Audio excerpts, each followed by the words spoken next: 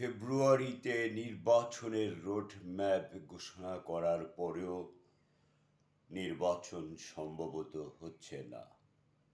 বৈষম্য বিরোধী ছাত্র আন্দোলনের স্লোগান তুলে বৈষম্যকে বিদায় করে আবার নতুন করে বৈষম্যবাদ সৃষ্টিকারী মবক্রেসিয়াল সিস্টেমের কাছে হেরে যাচ্ছে ডেমোক্রেসিয়াল সিস্টেম। গতকাল অন্তর্বর্তীকালীন সরকারের কিছু উপদেষ্টাদের কথোপকথন থেকে বোঝা যাচ্ছে ফেব্রুয়ারিতে ঘোষিত রোডম্যাপ অনুযায়ী নির্বাচন হচ্ছে না মবক্রেসিয়াল সিস্টেমের ফলে। নাম্বার 2, জুলাই ঘোষণাপত্র ঘোষিত হওয়ার পরে আবার নতুন করে ইস্যু তুলেছে সংবিধান সংশোধন করে জুলাই সনদকে সংবিধানে সংযুক্ত না করলে নির্বাচন নয়। তৃতীয়ত,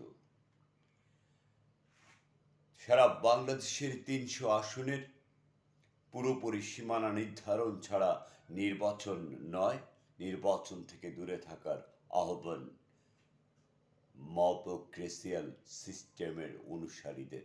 অতএব